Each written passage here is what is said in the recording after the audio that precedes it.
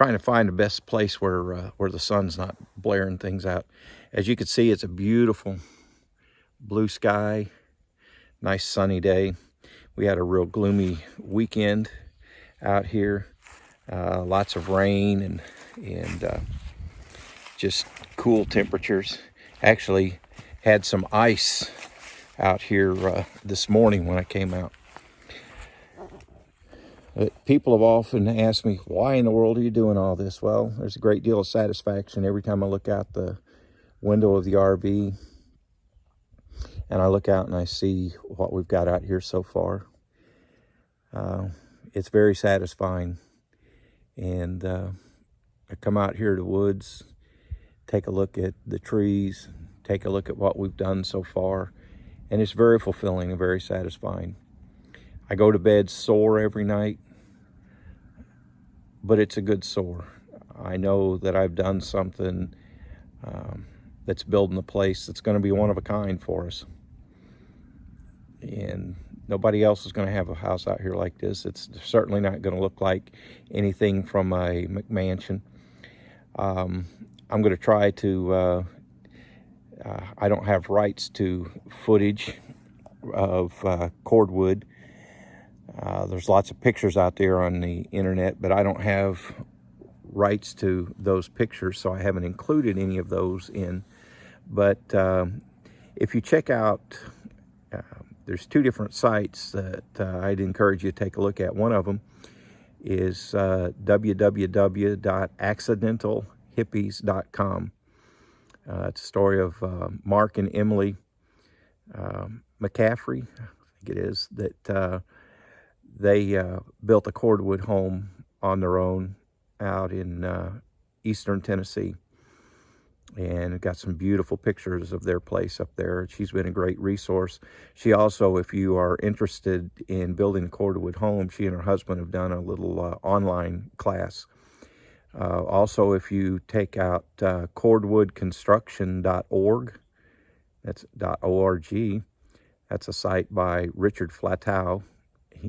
Hope I didn't butcher his name too much.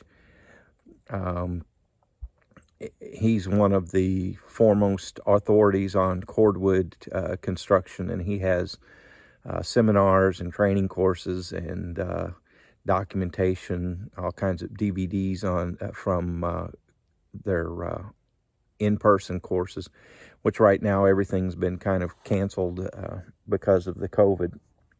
So I haven't been able to go to one of those seminars. That's why I'm doing some of the online training on how to build the cordwood. But anyways, you go to one of those sites, accidentalhippies.com or cordwoodconstruction.org, and I forget the other one, a gentleman named Rob Roy. He's out of New York. He also is a cordwood expert, has classes. I forget his website. I'll try to include that on my next video.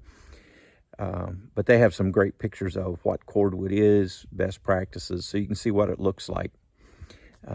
It's an incredible look, especially for a place that's built out in the woods like this.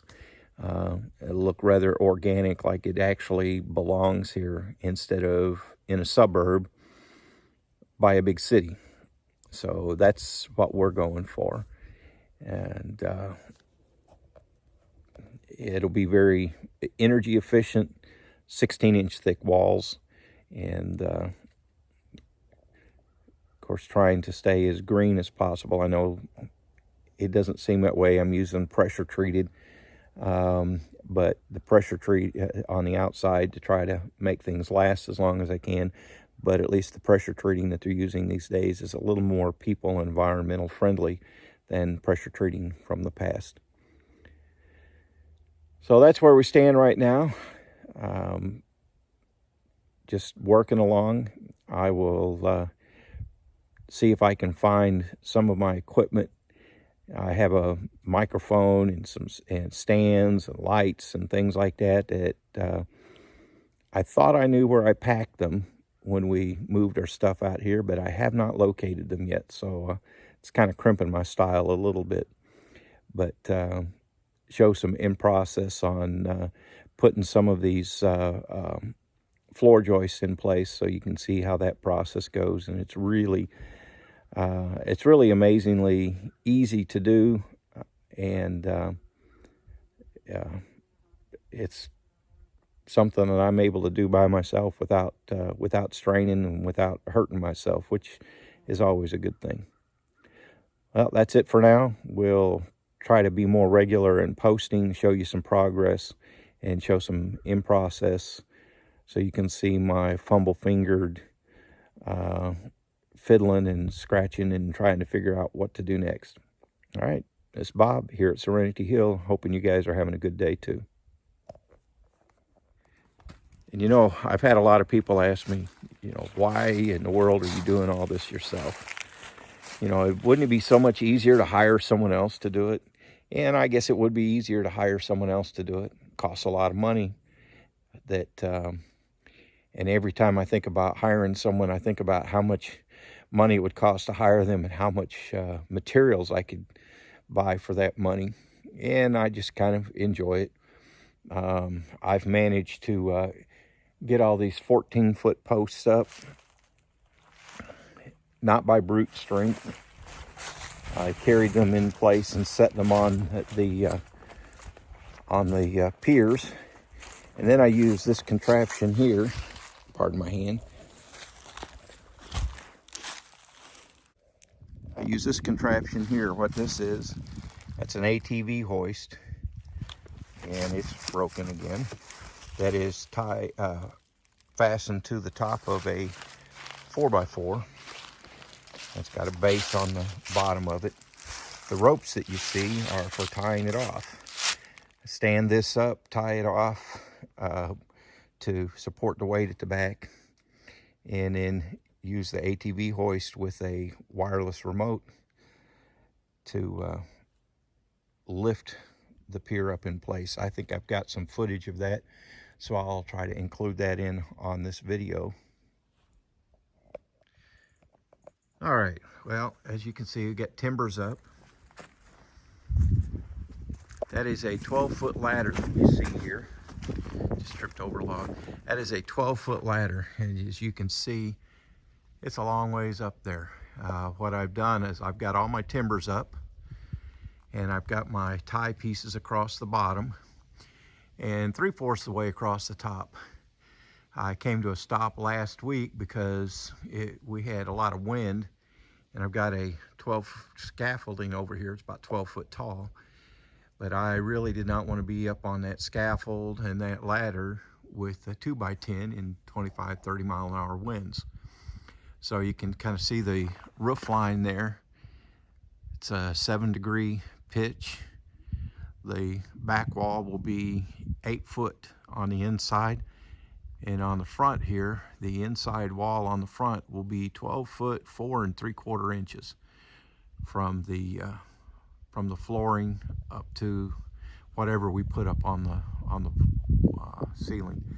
We really want to go with tongue and groove pine, our shiplap, instead of drywall. I just think that will look a whole lot better. I've started putting in floor joists. As you can see, what I'm using here is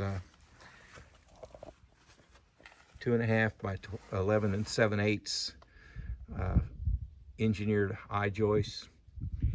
These things actually have a higher rating, load rating, and a greater span rating than a solid 2x12, but these things are lightweight enough that I can carry a 16-footer under one arm, and I can put my joist hangers.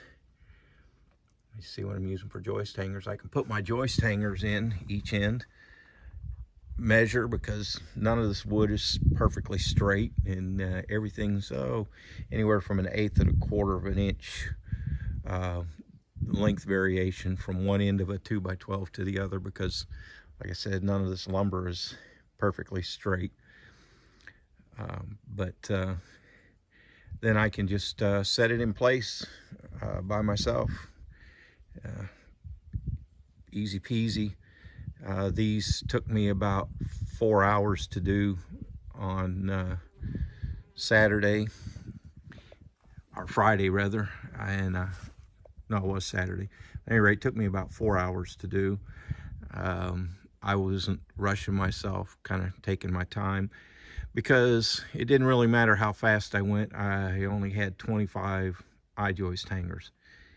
So if you ever decide to do something like this, don't count on the store having enough I-joist hangers in when you pick up your I-joists, because they probably won't have them and you'll have to order them. And so I'm waiting for FedEx to deliver my I-joist hangers. Had I been a smart person, I would have ordered those at the same time that I ordered my I-joists, and I'd have all my materials, and I could be pretty much done, at least with the front half. When I get my subfloor in, I'll go ahead and put ties across the center piers. That's going to be where my the center beam across the top, where the rafters will join. I'll be using 20-foot rafters. They'll be tied onto that center beam that will go across, tied on, and then come up towards one end and back towards the back. So by the end of a week, I should have all of my floor joists in and be starting on flooring. I'm hoping to be able to have my subfloor in by the end of November. Don't know if that's going to work out or not, but that's my goal anyway. That is the goal.